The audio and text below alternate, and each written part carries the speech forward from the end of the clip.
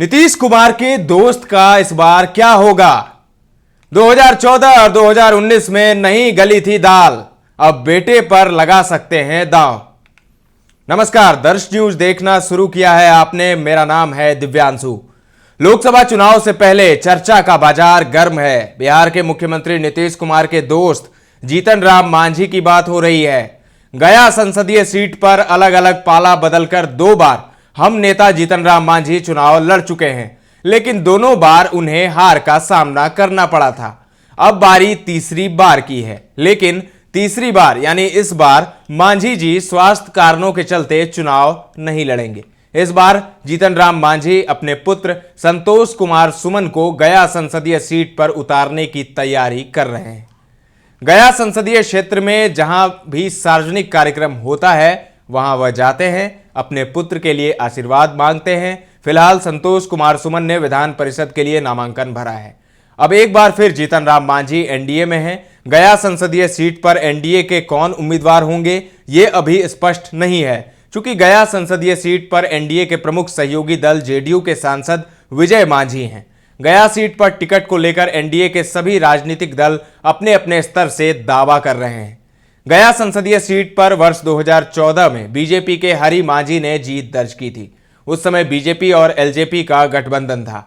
उस वक्त हरि मांझी को 3,26,230 वोट मिले थे, यानी 40.30% मत मिला था। दूसरे नंबर पर आरजेडी कांग्रेस वामपंथी गठबंधन के उम्मीदवार रामजी मांझी थे। रामजी मांझी वर्ष 2024 में बीजेपी में हैं। इन्हें वर्ष 2014 में 2,10,726 मत मिले थे। इनका वोट प्रतिशत 26.03 रहा था। तीसरे नंबर पर जेडीयू और हम का गठबंधन था। इस गठबंधन के उम्मीदवार हम पार्टी के सुप्रीमो जीतन राम मांझी रहे थे। वे 1,31,828 वोट हासिल कर तीसरे नंबर पर रहे थे। उन्हें मात्र 16.28% ही वोट मिला था। इनके अलावा जेएमएम के उम्मीदवार अशोक कुमार को 36,863 एवं आईएनडी के उम्मीदवार डॉक्टर देव कुमार चौधरी को 19,651 मत मिले थे। गया संसदीय सीट पर 2019 में गठबंधन का समीकरण बदला था। समीकरण बदलने के बाद भी जीतन राम मांझी को जीत नहीं मिली थी। जानकार बताते हैं कि गया संसदीय पर एनडीए गठबंधन के बीजेपी ने अपने सहयोगी जेडीयू के लिए सीट छोड़ी थी। पहली बार जेडीयू के टिकट पर विजय मांझी को उम्मीदवार बनाया। उस वक्त जेडीयू, बीजेपी और एलजेपी का गठबंधन रहा। इस कारण से वर्तमान सांसद विजय मांझी को 4,67,007 वोट मिले थे, यानी 48.79% वोट प्राप्त हुए। महागठबंधन में हम, कांग्रेस, आरजेडी के उम्मीदवार जीतन राम मांझी रहे थे।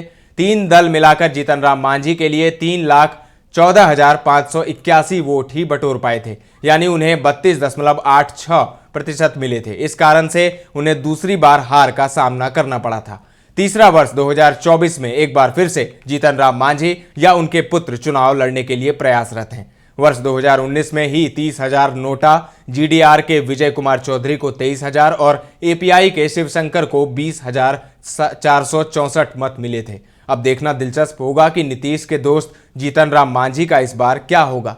आप इस पूरे मसले पर क्या राय रखते हैं, कमेंट करके जरूर बताएं। दर्श न्यूज पर ताजा तरीन खबरों का सिलसिला लगातार जारी है। देखते रहें दर्श न्यूज।